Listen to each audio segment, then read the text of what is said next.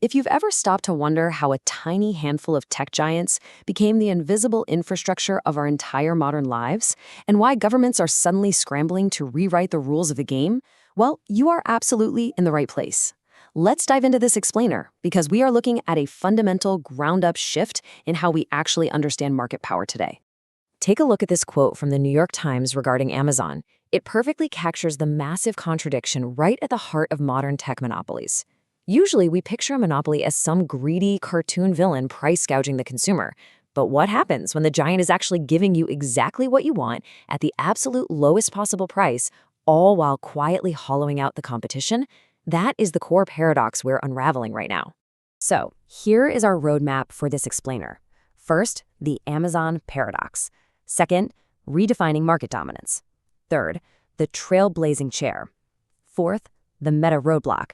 And finally, the future of big tech. All right, section 1, the Amazon paradox. Let's start with the company that completely revolutionized how we shop, read, and exist on the internet. For its first 7 years in business, Amazon was definitely not your traditional success story. They posted consistent losses and racked up a staggering $2 billion in debt. I mean, just think about that sheer absurdity for a second. $2 billion in the red. Wall Street analysts actually used to joke that Jeff Bezos was building a house of cards. Yet despite bleeding money, investors zealously backed it, and the stock price just kept climbing. Fast forward to 2015, and the company was pulling in $107 billion in revenue. They weren't failing, they were just playing a completely different game, choosing to aggressively price below cost to expand as widely as possible rather than turn a quick profit. The historical parallels here are just hard to ignore. Back around 2000, financial news sites were literally asking if Amazon was a Ponzi scheme or Walmart of the web. But legal scholars point to a much more accurate comparison, John D. Rockefeller. Just like Rockefeller in the era of Standard Oil, Amazon's most impressive superpower was its endless patience. They had the investor backing to absorb massive losses, pricing below cost to starve out competitors who simply didn't have the runway to survive that kind of prolonged financial hit. Which brings us to a massive legal blind spot. Section 2, redefining market dominance.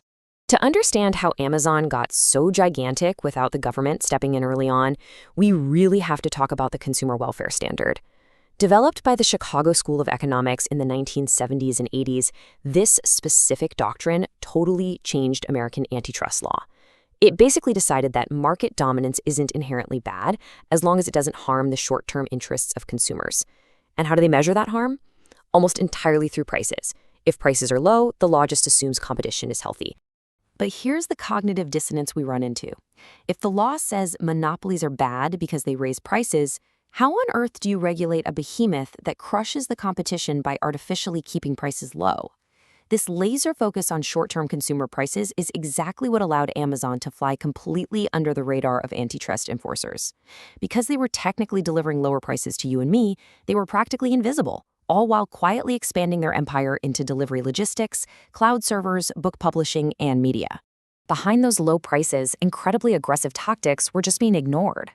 For instance, investigative journalists exposed an internal Amazon campaign known as the Gazelle Project, where Amazon would approach vulnerable small publishers the exact same way a cheetah would approach a sickly gazelle. Because the old antitrust framework was strictly looking for price gouging, it was simply unequipped to capture the actual architecture of modern market power, where a platform controls the essential infrastructure that its own rivals desperately depend on to survive. Now enter the disruptor, trying to fix this deeply flawed system. Section 3, the trailblazing chair. This exact blind spot was called out in a highly influential academic paper published in the Yale Law Journal by a law student named Lena M. Kahn. This single paper argued that the existing Chicago School doctrine completely underappreciates the risk of predatory pricing in online platforms. Kahn pointed out that because online platforms prioritize growth over profits, and investors actively reward that, predatory pricing isn't irrational at all. Actually, it's a highly effective business strategy that current law was totally blind to. And Kahn's scholarship didn't just gather dust in academia, it catapulted her into the highest levels of government. Appointed as the youngest ever chair of the Federal Trade Commission, she also became the first Muslim American to serve in this position. Before this, she was counsel to the House Judiciary Committee's Subcommittee on Antitrust. As noted by the Muslim Public Affairs Council, Khan has broken through deep sociocultural barriers, successfully turning abstract academic theory into real-world combative policy. Khan's work is the cornerstone of a broader intellectual shift called the New Brandeis Movement.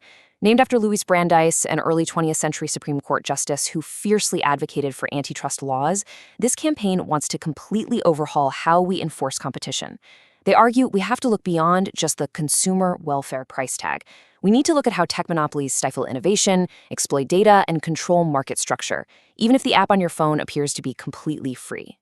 It's a brilliant, compelling theory that has completely reshaped the conversation in Washington. But theory is one thing. Now we have to look at the real-world friction of trying to implement this fix. Because as it turns out, taking these massive tech giants to court, using these brand new legal muscles, is incredibly difficult. Let's look at a prime example of this reality check. Section 4, the Meta roadblock. To build their case that Meta was an illegal monopoly, the FTC leaned heavily on the company's historical actions.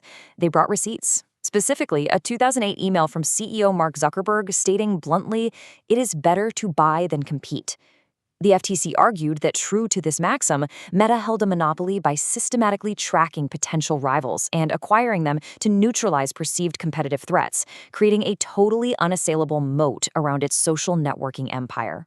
Let's trace the timeline of those acquisitions. In 2012, Facebook bought Instagram for $1 billion.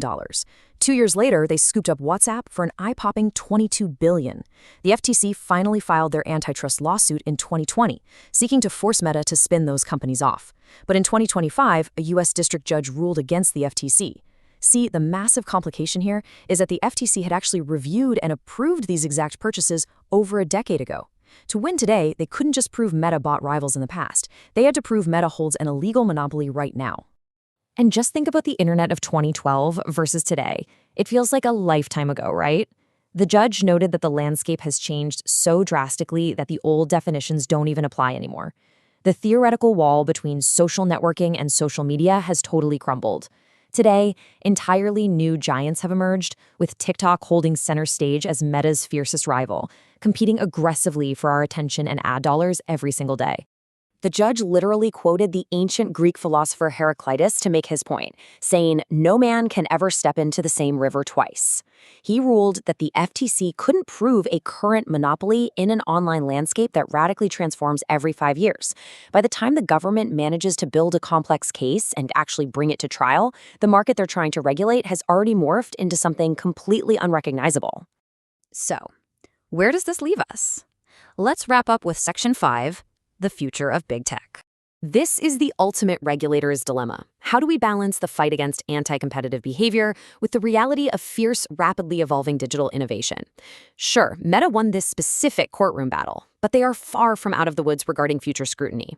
And more importantly, Lina Khan's FTC and the New Brandeis movement have permanently shifted the Overton window.